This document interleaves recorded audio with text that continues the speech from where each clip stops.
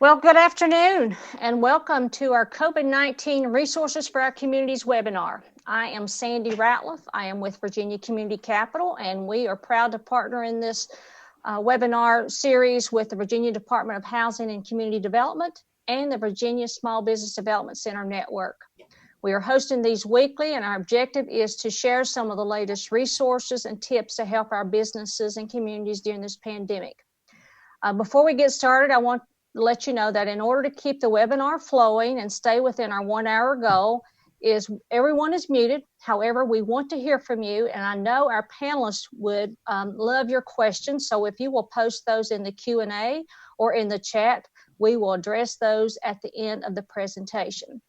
I am excited to have Rebecca Rowe with the Virginia Department of Housing and Community Development and Matthew Wagner with the National MainStreet Center with us today to examine possible shifts in how we work, how we recreate, and how we shop and live in the recovery and resulting impacts of the COVID-19.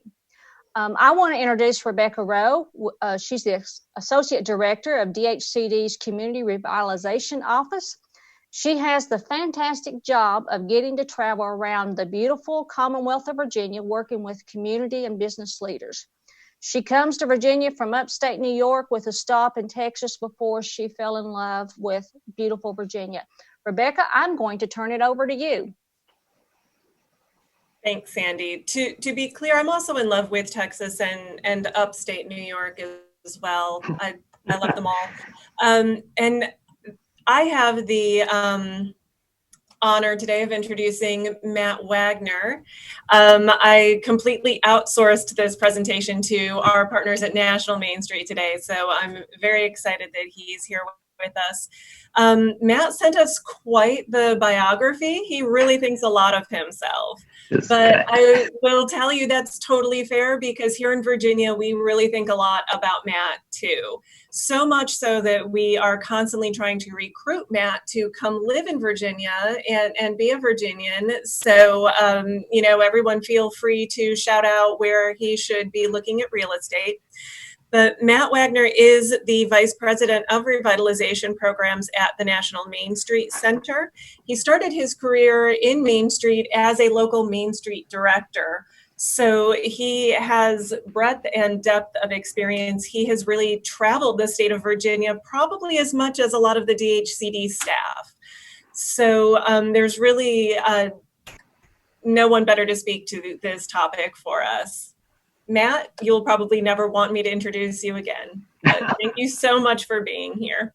Yeah, thanks, Rebecca, and thanks, Sandy, for the kind remarks and the intro here and the opportunity really to speak to all of you. So I just want to thank DHCD and Virginia Community Capital and, of course, Virginia SBDC, great partners all around with the work that we do with Virginia MainStreet. And so it's always good to speak to the folks there, and as Rebecca said, definitely visit, and I'm certainly looking at a future in Virginia. So today, in terms of my remarks, just really wanted to focus on some trends that we're seeing across the country, and really taking from sort of societal shifts, things happening within government institutions, and certainly just the overall economy, and how, by looking at where those trend lines are, how might they impact how we think about Main Streets? And I'm using that generically in terms of downtowns and urban commercial districts throughout the state of Virginia. How might recovery look in this particular situation, recognizing that, certainly there will be new norms that get created, and things that will be sometimes short-term, and then things that will be long-term in nature. So as we think about, this recovery kind of position, I like to think of it as almost like reimagination, okay? And so I thought McKinsey did a pretty good job of just breaking down how corporations, organizations need to be thoughtful, and that there's process to this. So over the last really 6 to 8 weeks, we've been in sort of crisis mode, just trying to address where we're at organizationally, how are we positioned to survive, recognizing that maybe we had to cancel events, or we're concerned about pullbacks from our key resource providers. And then just even some short-term planning about just how do we get reopened again. And so a lot of my remarks are sort of in point number 4 around reimagination, that if we have the proper inputs and we're understanding on lots of different levels what these potential impacts are, we can then sort of ideate around, well, then how can our organizations respond to this sort of new norm that's created. So I don't want to necessarily put aside the fact that we're still trying to figure out where we're at. And in some cases, we're still kind of in crisis mode, but we are moving along those horizons. And so again, my remarks are really tailored to sort of the recovery aspects of COVID.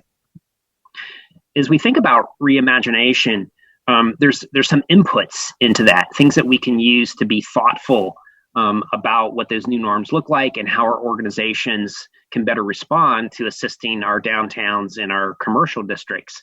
So again, I'll be framing more along the lines of macro trends, but recognize, that there's still locality here. And so the more that you engage with your local, consumers, your businesses, and understanding what their needs are, how they view your organization, and it's what it can assist them with or provide, TA or financial assistance with.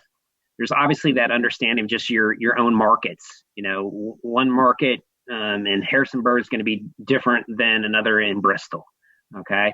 And then finally, just organizational strength. So there's that external part about understanding your marketplace and how it will react to the COVID situation. And then there's obviously organizational capacity, resources, and strengths. But again, my remarks will be generally tailored to sort of the macro trends and how I think they impact the work that we do. So in general current state, one of the biggest things that a tremendous crisis like this does is it tends to greatly accelerate what was already happening out there. It just makes it go faster. A great example is just e-commerce, okay, which is probably no surprise to anyone. But, prior to COVID, e-commerce was certainly growing, but it was only about 13% of overall retail sales in the marketplace. I would predict that in the next few weeks, as we looked at percent of retail sales, it will have doubled by then. And some of that will percolate back once retail stores open. Some of that is just going to be market share gain that's not going to be coming back, okay? And so that obviously has greatly accelerated. Certainly, there's sort of the economy versus health, and I think there's great pressure on the economy right now. And so that new norm situation, and we'll talk a little bit about this in terms of consumer psyche, probably won't come back until there's a vaccine in place. There's still going to be concern there. So there's that balance that we're all going to have to juggle around keeping our businesses healthy, but also keeping people healthy. So lack of uncertainty on many fronts, and so not any part of society has not been impacted in this regard. And so I think it's going to be really important for us to recognize in this stage with not a lot of knowns that we're going to have to be agile. Speed's going to be important. It's kind of like when, internet and software companies come out with version 2.0, and then they get immediate feedback from, their consumers or marketplace, and then they respond with app version 2.1. And I think that's kind of where we're going to be at organizationally, is that we'll be doing things, and then we'll see how they work, and we have to be agile enough and with enough speed and frankly, willingness to fail to then go back out with something different, because there's no playbook in that particular regard about how to respond here. I think recovery is going to look different, obviously, depending on where you're at. Okay, we have different business mix. Some were heavier in restaurants. Some might be heavier in sort of office service sector. or have had a big housing element in their downtown, even regionally, in terms of economics, where you heavy in manufacturing or tech-based service sectors. So it's going to vary. And I think we have to recognize while there are common things that we can all be working on, we also need to think locally and how our response is informed by our sort of regional economies, and as I mentioned before, sort of what we're good at, what's our organizational strengths. In terms of like consumerism and how some of this I think is going to shift in regards.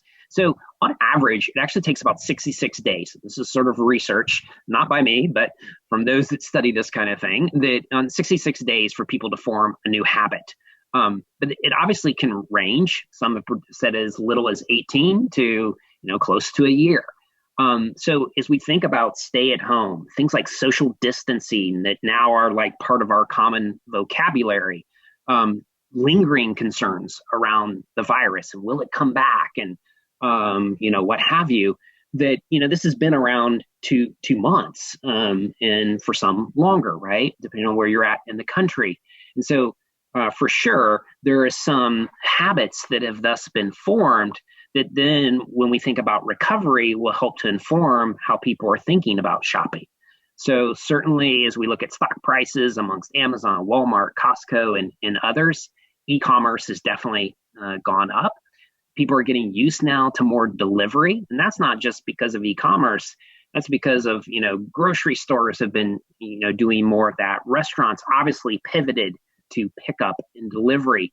And as data is starting to show, and I'll share some of that in just a little bit, people are getting used to that. So I think there's also going to be more opportunities for sort of hyper-local activities as a result, and then this whole sort of return to rural and suburban areas. There's been a lot of outflow and concerns around density of cities, rightly or wrongly, fact or fiction, psychologically. There is that thought. And so is there then opportunities, obviously, for rural economies to sort of harness parts of that? And then certainly we're seeing more of this yearning for nature and outdoors, getting out, just being outside and being able to take a walk or, go to a trail or see nature versus our basements or our living rooms. And I don't think that's necessarily going to go away. I don't know about you. I'm now a pretty good cook. All joking aside, but that's a complete transition from last year where food away from home in restaurants and bars actually exceeded for the first time ever grocery store sales. And now I suspect we'll see some churning away. I don't think that that's going to come back right away by any means. Likely tourism shifts, less people flying, the economics of vacations are going to be impacted.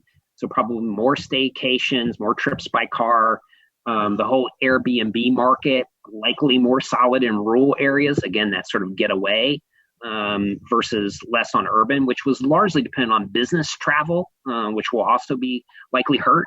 And then this rush to rural, as I mentioned before. I was on the phone with the folks in Maine yesterday, and they were already seeing that their vacation homes, people had already flocked back. And, the question is, will they go back? Hard to say at this point. And then the self-sufficiency movement.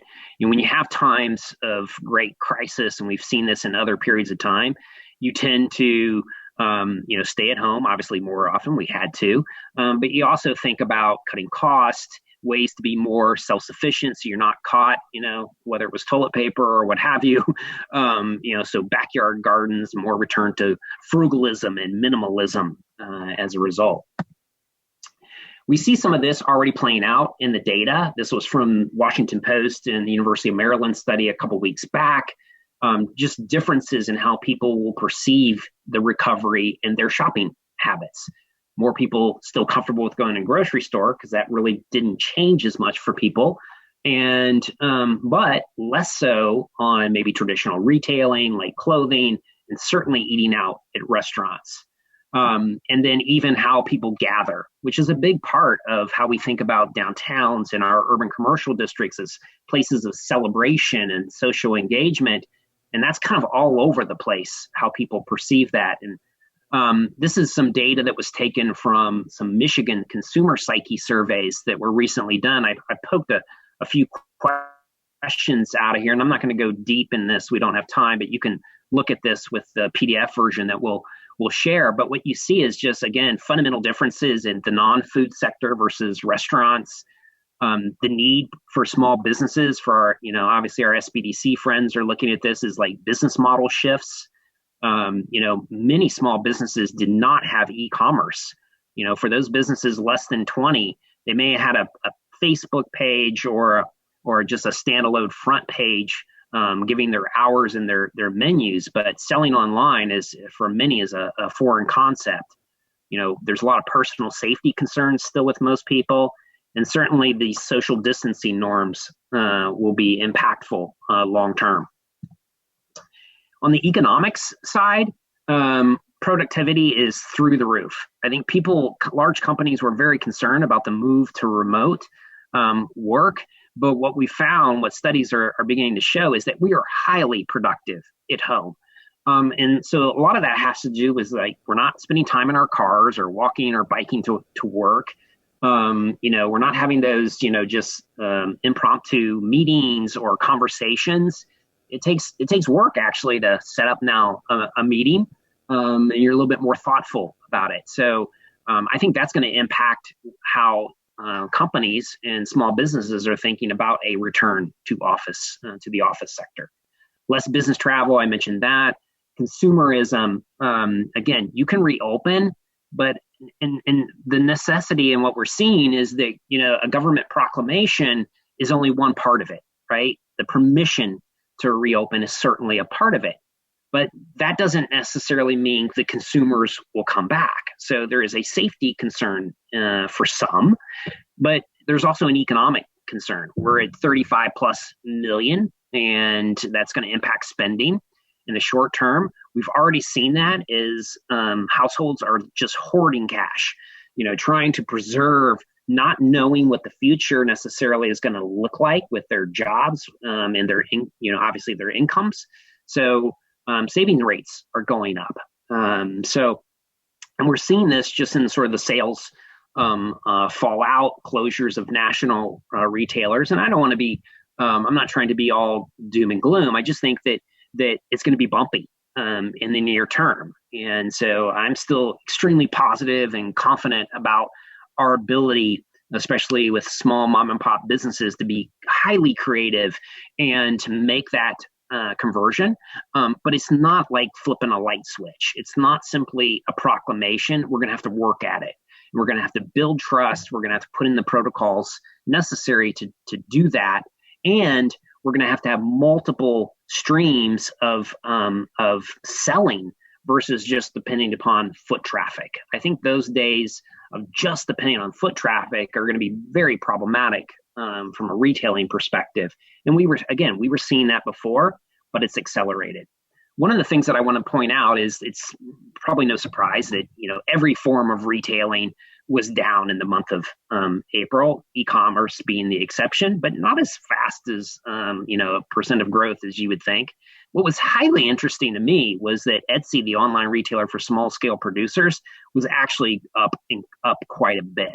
So I think in the segment of retailing in which we're looking for unique products and those kinds of things, there's great opportunity for small scale producers to leverage that in comparison to like an Amazon that's like every day kind of convenience needs. There's real opportunity, and I think that will be consistent amongst how downtowns have developed as that unique product offering, that consumer experience that you can't get with just sort of everyday kinds of stuff. So I think we still maintain position in that particular area. Some government drivers, obviously we're going to see some spending shifts. I don't think that this is like we go from, in essence, one wave to the next. There's a lot of blending here. It's just about really where priorities might be. And I think that transition will move rather quickly, dependent upon, obviously, a federal response. That will greatly help. If not, certainly it will be a slower response. I mean, there's only so many resources to go around. So I think that will be a part of it. And then I think on the downtown front is what we'll see because of likely, business closures, as we all estimate. I mean, we did a national survey of 6,000 small businesses across the country, and we're predicting 7.5 million business closures over the next 3 to 4 months. And so, it's likely we're going to have vacancies to contend with. And I think as communities see that, if they haven't been involved in MainStreet or some other downtown group, will see the necessity for having programming in that particular area. So I want to so if we take some of that, and again, it's from all over the place, right? Productivity gains, how we think about retailing, how we think about events, etc. How might this impact the work that we did? So I did borrow, and not to play sort of insider baseball, but certainly we're very focused that, downtowns and commercial districts need to think comprehensively. And so I broke down how I think this might shift our work based on our 4-point approach, but it's something that any downtown or commercial districts, regardless if you're involved in MainStreet, can think through how comprehensively you might integrate some of those trends and take what you think is going to be plausible or impactful in your own community and put those to work comprehensively. So if we just think about like a core downtown organization, or whether it's a chamber or a visitor and convention group that's working on these kinds of efforts, or the city itself, certainly we're going to have profound shifts in how we work and communicate. And some will remain, some will go away as people feel more comfortable, or for our meetings are allowed to exceed 10 or so. But the use of technology and trying to manage that technology is going to be much more important. So I think we're all getting more used to managing all these different kinds of platforms. But if you're highly invested in like volunteer groups and volunteer committees, shifting them to those platforms and getting them used to that is going to be something we have to invest time and training. And certainly the use of like social media platforms to build our brands and still communicate our relevancy during the recovery, when, again, most people are concerned about baseline health, incomes, that sort of thing is still going to be really important. The interesting, I think, fallout from this is just the importance of new partnerships, and maybe groups that we didn't think of before as being part of the sort of downtown commercial district space. I mean, I especially think of like public health officials, emergency response officials, having a seat on the board or as part of a recovery task force, community colleges and technical colleges, which I think have been really strong partners of MainStreet's and downtown groups. But as we know, in times of high unemployment, their enrollments tend to really flourish. And so I think there are great opportunities to partner, whether on entrepreneurial endeavors or even if there's a shortage of space that's needed, because many downtowns might have some space available as we move forward. So again, great opportunities, I think, for partnerships there. Resource transition. I mean, we're all thinking about that. Businesses are thinking about it. Governments are thinking about it. And certainly nonprofit organizations, downtown groups are thinking about it. So, early on, we've seen some decreases because we've had to cancel, events. Maybe some of those small businesses, are concerned about their ability to, finance their memberships if you're a membership-based organization. And then local, public, governments are considering what's their tax base looking like, where's their hurt. Now, my hope is that I think many will see the value that in order to support those small businesses and coming back, you need connectors, you need conveners, you need people that are providing them training and education and helping them to think about, recovery. And so I think there's a great story and message to be shared on that, but there's always that chance that there'll be cutbacks there. So I think in terms of just new areas for exploring, through partnerships, our SBDC partners all across the country, through the CARES Act, are able to tap into some new funding. Are there partnership arrangements that can be made to sort of leverage the locality where maybe there's not a presence to further support or just to quickly expand capacity. Federal state recovery funds that hopefully, it's being discussed right now. We'll see what happens at the federal level, but certainly we at the National MainStreet Center are pushing on an advocacy front right now to support downtown related organizations and state organizations that help to support those groups. I think there'll be social venture opportunities. It's times like this where the nonprofit sector sometimes has to take a step forward in terms of risk management. And, as we look at vacancies or the need to supply new kinds of business model transactions like co-op deliveries, not every small business, and especially a small rural downtown, is going to have like a Grubhub or some other tool that's going to be still needed even after a reopening situation. So is there an opportunity to think about like a downtown co-op delivery mechanism so that all businesses can participate? Or we're seeing, starting like community e-commerce platform sites for those businesses that may not have the resources to put together their own, big website with a shopping cart and everything else that goes with it. Workforce connectivity as we look to transition folks either back to work or maybe into entrepreneurial opportunities, shifting and dialoguing with your event sponsors about, hey, couldn't do this event, but we still have needs. Can we transition this to different programming needs? And then finally, the community foundation world. I think there's a lot of interest in local and regional foundations about how to support small businesses, how to support communities in a recovery. And, downtown organizations are great intermediaries in making that happen and seeing where the needs are and directing services and partnerships to help out with that. And then finally, just on the organizational shift, if you're a heavy volunteer organization, volunteer-driven organization, there's likely shifts there. Fidelity Philanthropy just did a study showing that, right now, if people are more concerned about other things, and so we're going to see some decreases on that, especially amongst some of our older generations. However, that's not the same case with Gen X and millennials. So it just may be a shifting. Again, there's that training component for perhaps some of your volunteers that aren't as used to a Zoom meeting or doing business online versus in person. So I think we have to take that into account as we think about our own organizational capacity.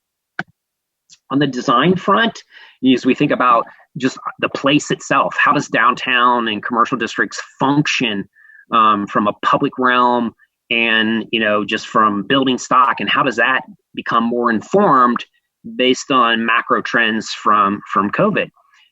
One, I think will be some shifting from, our focus on how the buildings look from the exterior. And not that, that shouldn't be a concern, but I think immediately is going to be on the interior front, reshaping floor plans to address, occupancy restrictions, to the need to convert vacant space for tenant requirements, new tenant requirements if the space goes vacant, to thinking about if we're heavy in office, what's happening with the office sector. Will there need to be conversions there from more open office to closed office? So there's a lot of transitions that might be happening with just the space itself versus how the building looks. Again, I don't want to take away from the importance of exterior renovations and great signage and storefronts. This is just more in terms of where some of the initial focus may go to. Certainly more resources and planning around technology infrastructure. I talked about remote workforce and maybe a return to rural and as an economic driver about how can we leverage that yearning and the ability for remote folks. But I've also seen articles where, teachers in rural economies are having to go sit out in front of the McDonald's to get, technology. So those issues are real, and they can be impediments, obviously, to being able to leverage that economic transition if that's not put into place. That's not solely a MainStreet or a downtown. That's obviously much bigger, but certainly we can be players and supporters and advocates for that if we're going to support small businesses, small scale producers, and remote worker type of infrastructure. how do we look at our streets? During public improvements and you're doing a streetscape design, certainly it's around benches and trash cans and bike racks. But how will this be influenced by COVID? Will you see hand sanitation stations much more available outside as a public infrastructure?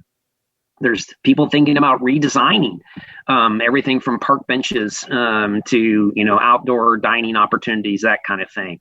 Safe transit, if you have a bus stop or a ride share stop. Some smaller communities have rail stations, right, that have Amtrak service. How do we think about those areas? Those will require some shifting to protect and have social distancing protocols, that sort of thing. More partnerships, so partnerships organizationally to inform the recovery, but also just partnerships with like public officials on thinking through, from a design perspective, those safe shopping protocols.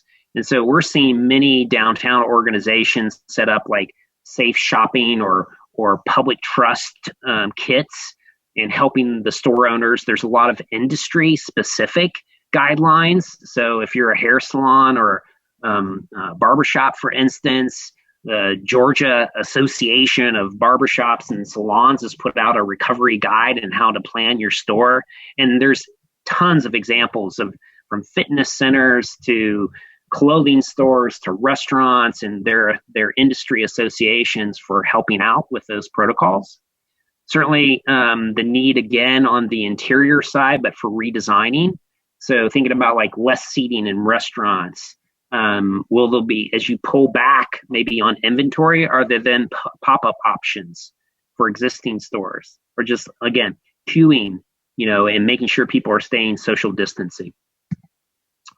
And then the other big, really, I think, huge shift, and I mentioned it before, was just people's use of trails and park systems during this. And I don't think that's something that's going to go away. Again, it was something that, trail-oriented development, especially as a rural economic a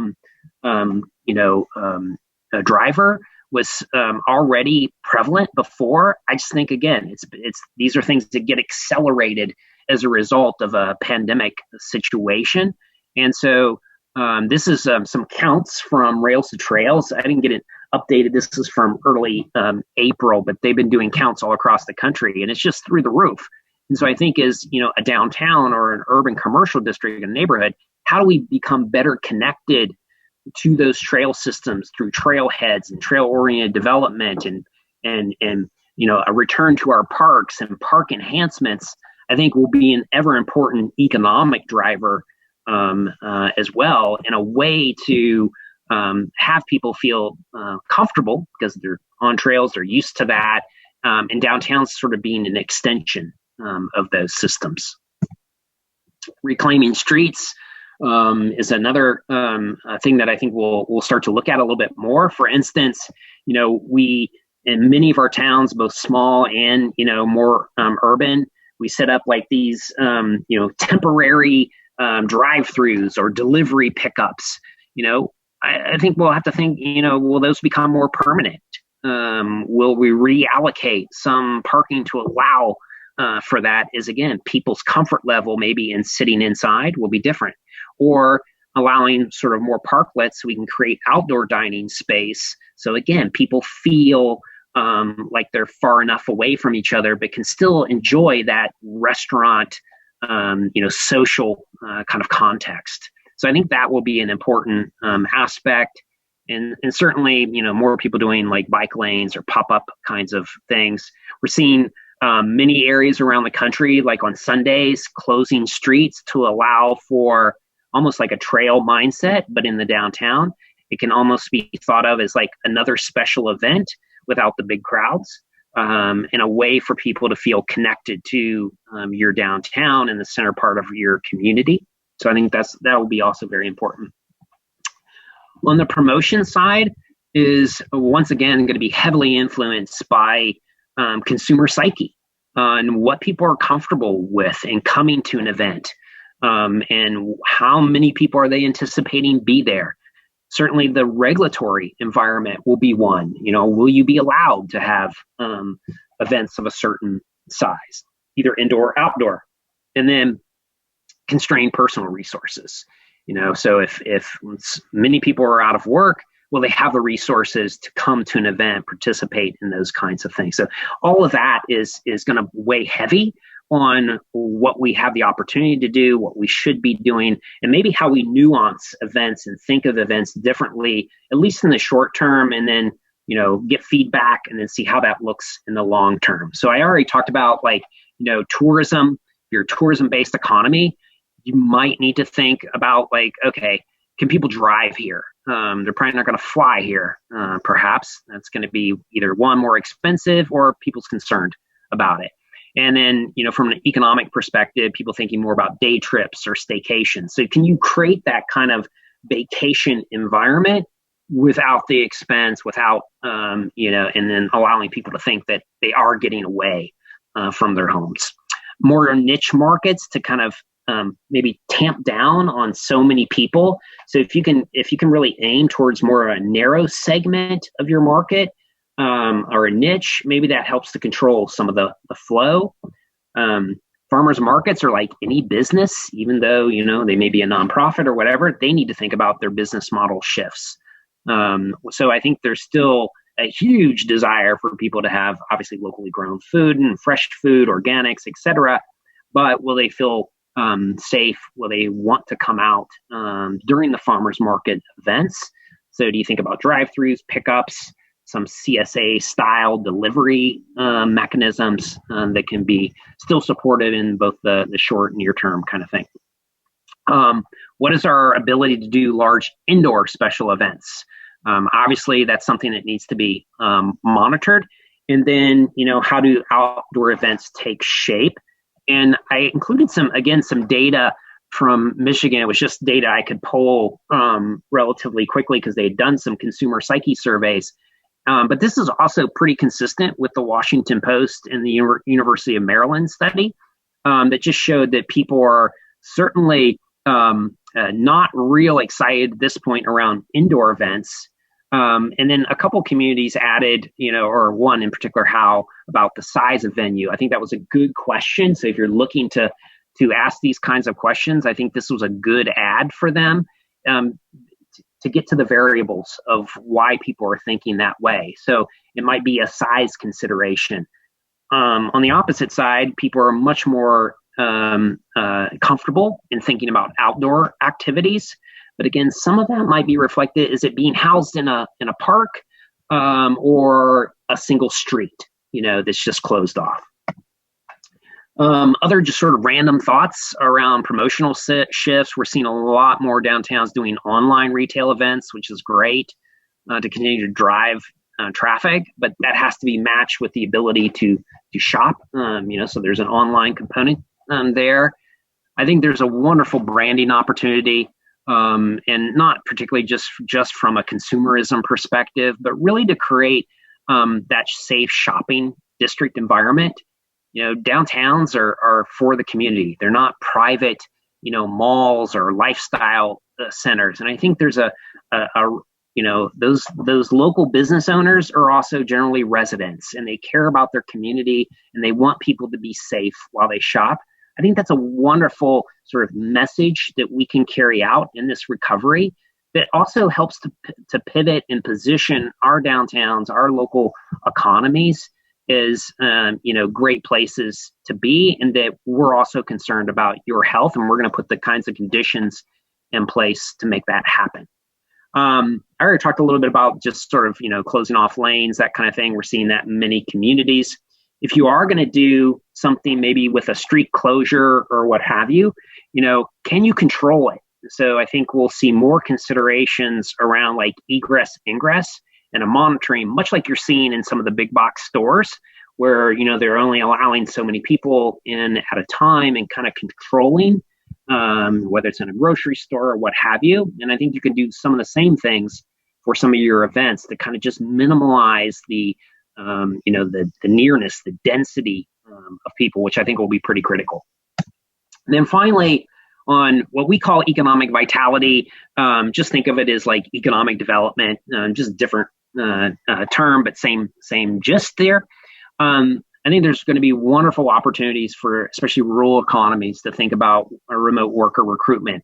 And again, some of this was occurring prior, but could be accelerated because of the pandemic.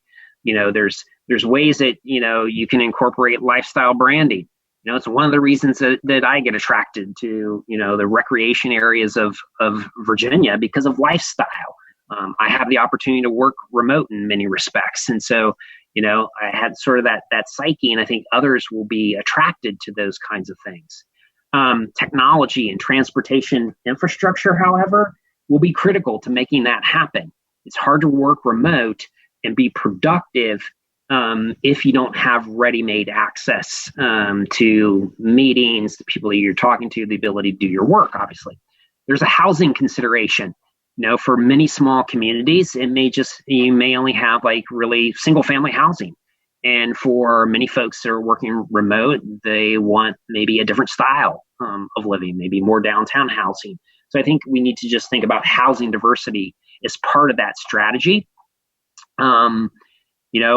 Right now, you may be more thinking about jobs, which is critical, but jobs can also be people. And they can bring their jobs and their incomes to our economies. And those can be big boosts, because for every person, that could be attracting another $50,000 in retail sales to your community or household. There are some states and localities that are really starting to harness this. Boomerang campaigns like in state of Maine. I think Iowa's done something very similar. Some cities and states are getting involved in relocation grants. So they're incentivizing the remote worker versus necessarily incentivizing companies, which from a cost-effective sort of return on investment may be a pretty good strategy. I haven't exactly seen the numbers yet, but worth looking into.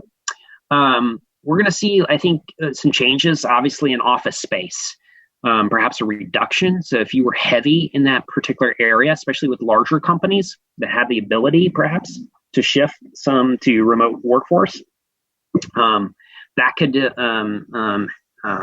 really impact building usage and thus cash flow in our real estate.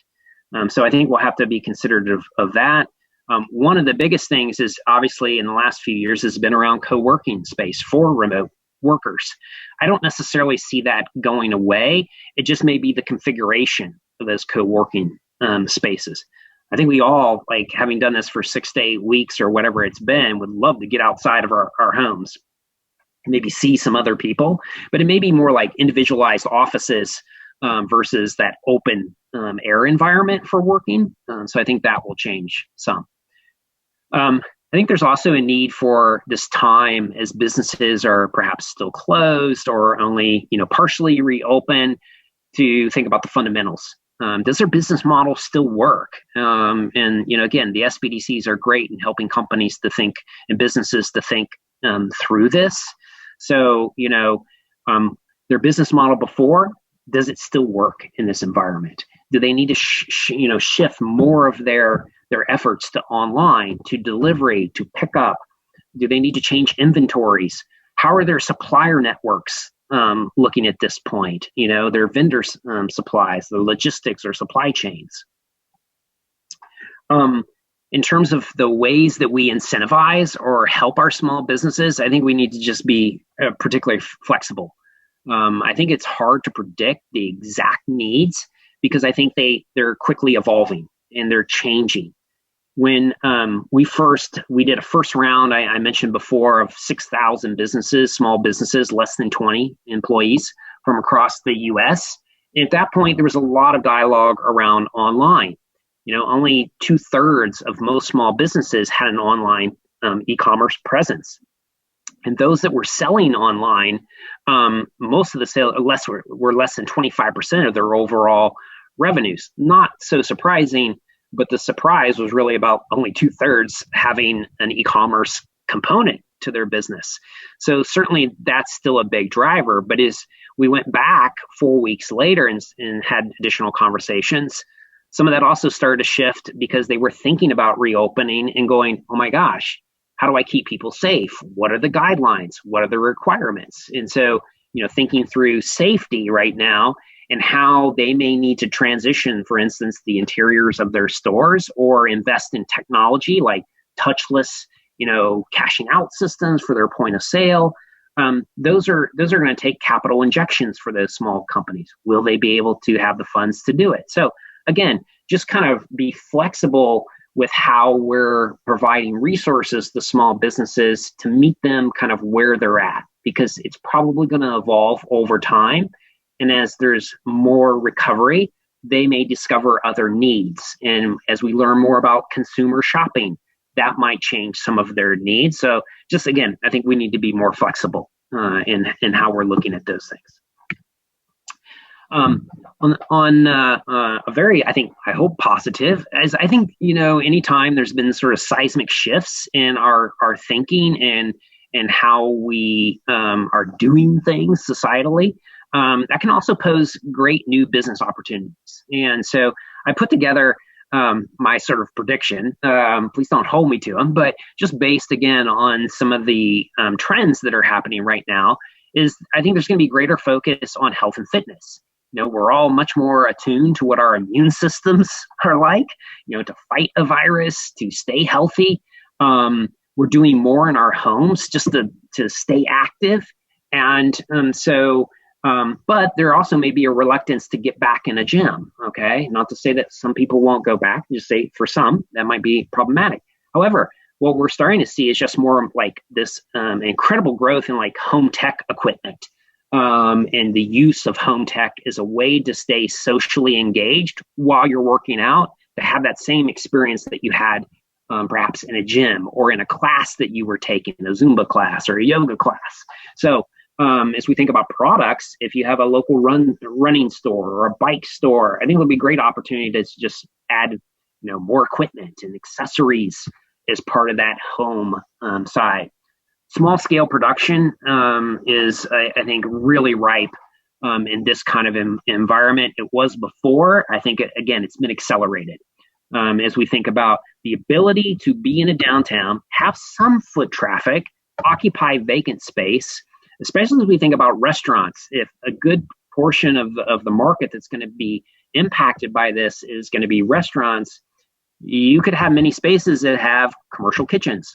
And that's always been a big problem for food-based small-scale producers looking to scale. Now you could have that in place. And they're very attuned to doing sales via e-commerce. So you can have that foot traffic, but also the e-commerce, and you're using vacant space.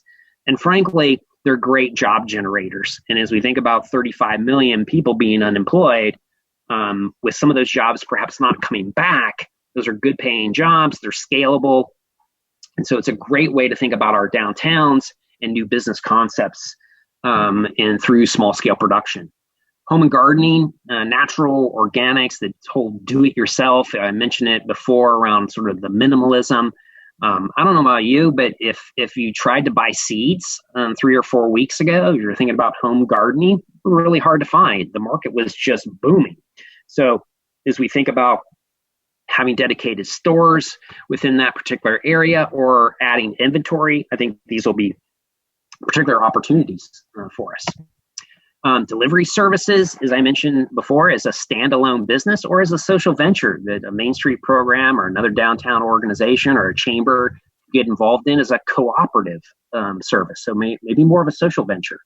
Restaurants and bars, they're going to come back, but they may look a little bit different. More outdoor dining might be necessary. Doing like cooking classes.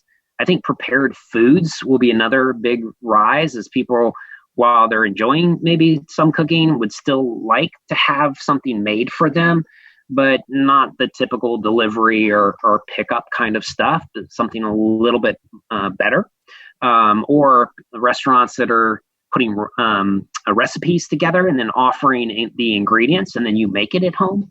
So I think there's really opportunities, again, business model shifts for the restaurant sort of bar industry, home brewing, et cetera. Home improvement, as you're stuck in your house for 6 to 8 weeks, you see all the flaws, you see like where you should be improving or just to make your life more comfortable. So whether it's in home technology, your desk, your sort of office setup as you work remotely, to your kitchen is just not functioning as well. So I think that whole area, both from a service and from a products, the core technologies will also have opportunities for either new stores or expanded inventories. Property owner leases will probably have to have some flex to them, so not the standard. The whole revisioning of office space, as I dialogued about earlier. So as we think about leases, for instance, we might have to do more percent sales agreements. There might have to be more transparency in that early stage because of the unknowns around the economy. And then finally, I think there's just going to be a greater need, a greater opportunity around entrepreneurship. What we know in data is that generally after, like, for instance, the Great Recession of 07, 08, 09, there was about a 2 to 3 year sort of lag, even though people were thinking about entrepreneurship. But the first generally is to try to seek a new job. There's safety, security there, especially if you've been out of work. I expect, again, this to accelerate, and I'm thinking within less than a year to 18 months, we'll see a huge uptick in rates of entrepreneurship as a result. And then finally, I talked a little bit about business models, so you can reference this back. Some secondhand stores, a lot of downtowns feature those. Well, I think there's going to be some messaging there. We have sort of germaphobes out there. So we'll have to see how that happens, how we capitalize businesses. I think will shift. I think people are a little upset on the PPP around big banks. So we'll see about like social investing forums or fintech operations, and then, community colleges, obviously as partners, but also maybe needing space as they grow quickly because of the unemployment numbers. So to sort of just conclude, what can we be doing? Just because we're reopened, I think it's just important to remember there's no light switch here. It's not going to go back to the exact same way, at least immediately. So we're going to have to be thoughtful about our approach, and that's within all sectors. And so what I want to leave you with is just a summary about how that process may look, and encourage you to think about recovery planning, maybe for a 90-day window or a 120-day window. You can't go back necessarily to the same activities that you were doing before. Some of them may still be relevant, but need to be nuanced. But we need to, have inputs. We need to be thoughtful. So some of that's hopefully some, things that you might take away from today's discussion. It's engaging with your consumers around what's their psychology. How are they thinking about shopping? How has it changed? How are your businesses thinking about, recovery? I wouldn't necessarily survey them again. I think we're getting some survey fatigue, but you could interview them, understand your local markets, and then just the guidelines, and then thinking comprehensively about all the work that you're doing, not just the economic development side of it, but how are you promoting? How are you marketing? What's your organization looking like, and how might that need to shift? And then obviously the public infrastructure and how stores are functioning in this new regard. So again, just to be more thoughtful around that approach. There are available resources. If you're interested, you can always go to MainStreet.org. We're putting more resources. We're sharing examples from across the country.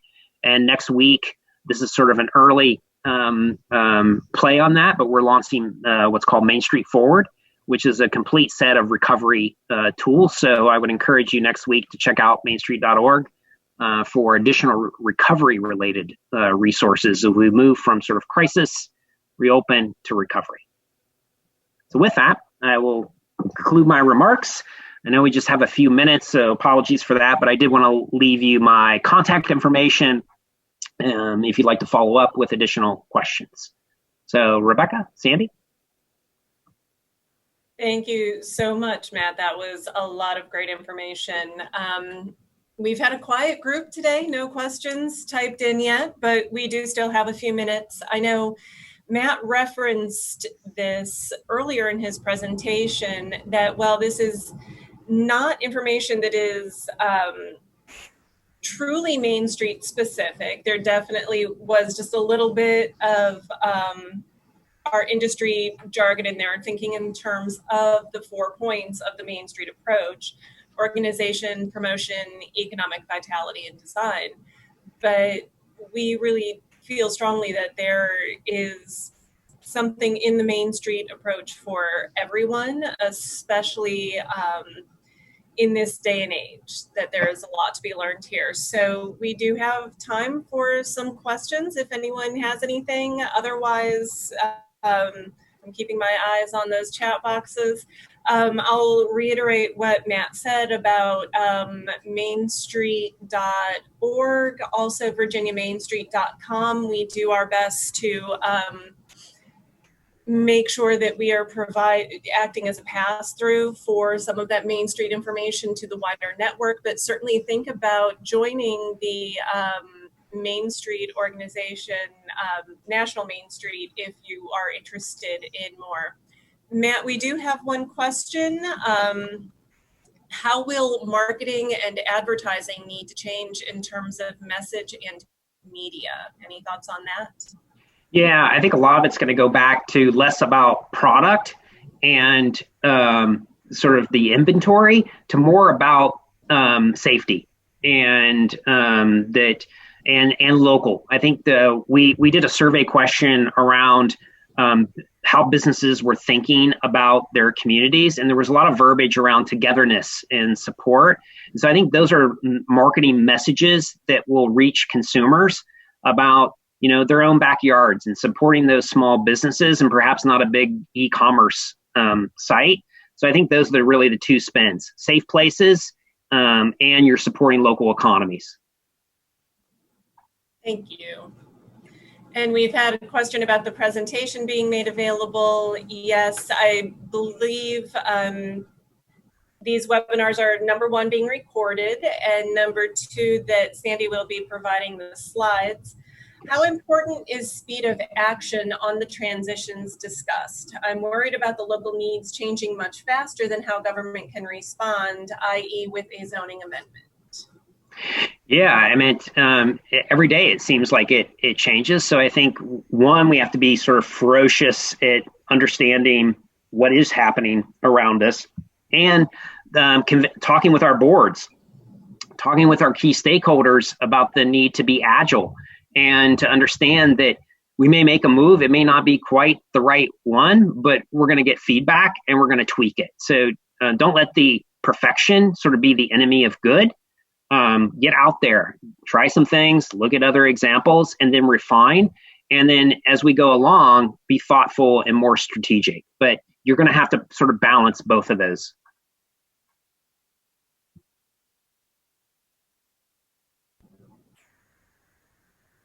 Thank you.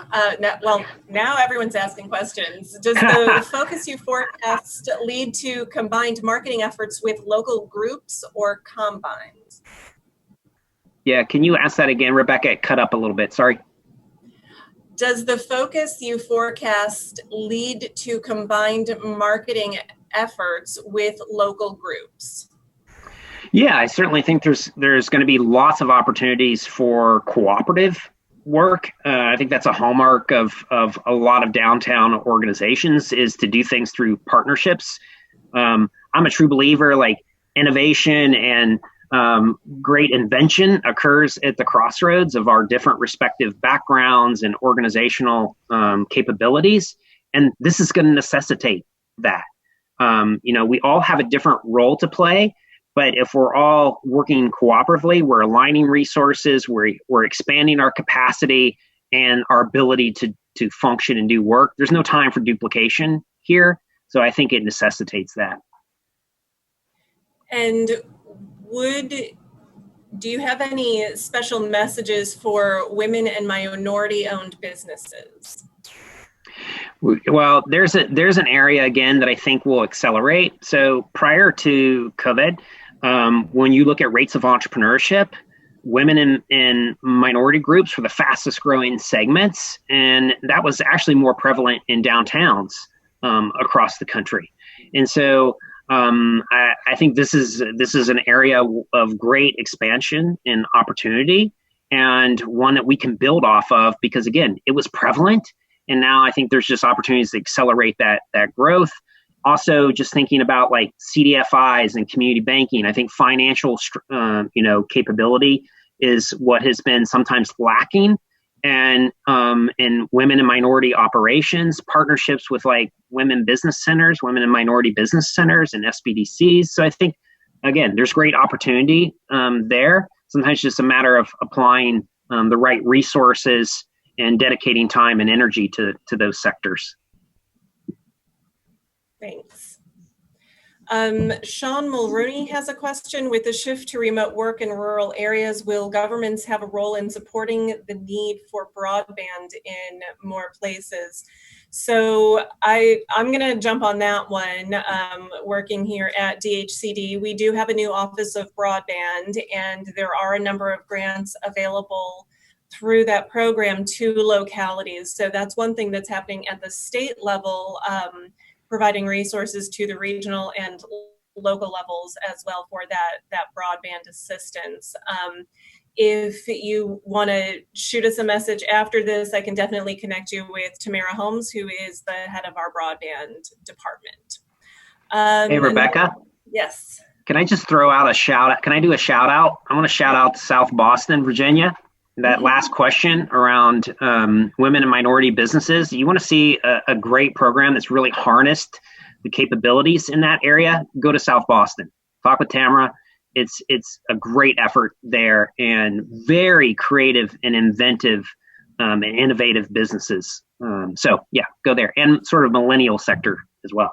Yeah, so Tamara was on. She has dropped off now. I'll let her know that she got a shout out. She got a shout out. What have you found to be the best online training material for training personnel on personal hygiene and food safety? Do you have any resources on that? What I would encourage folks to do is look at by industry sector.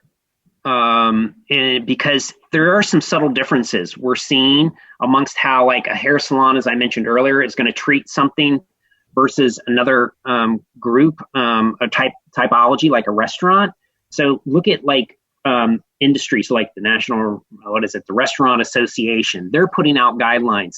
If you want to see one that's captured it all together, I'd also, the Des Moines Downtown Partnership, I think that's what it's called in Iowa, has put a pretty good website. Our MainStreet Forward on Monday, when it launches, will have that agglomerated by industry type, and you can see all those industry sort of cleaning standards, safe shopping guidelines per industry. So a lot of that work is out there. Just do some Google searches. But yeah, we're going to agglomerate it, and it'll be available online.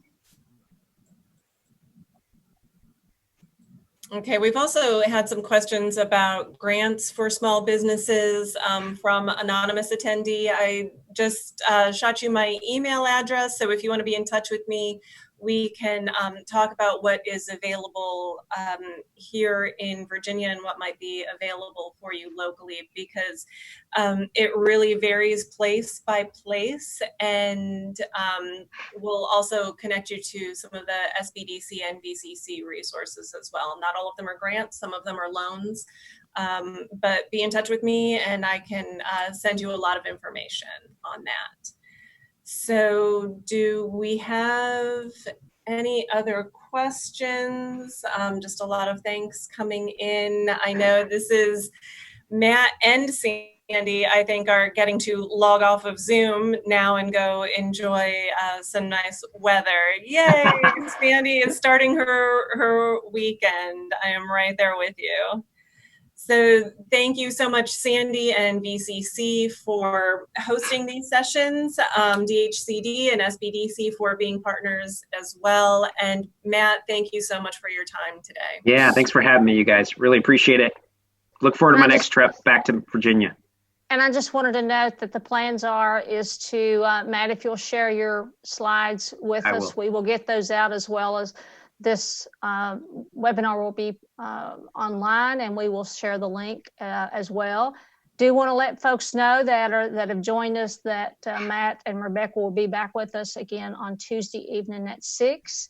if you have a colleague or someone you feel that could benefit from Matt's wealth of knowledge, invite them to join us. I think this is a terrible time to miss out on this kind of information because we're all in I guess, a rebuilding mode, and we need to connect to all the resources that we can.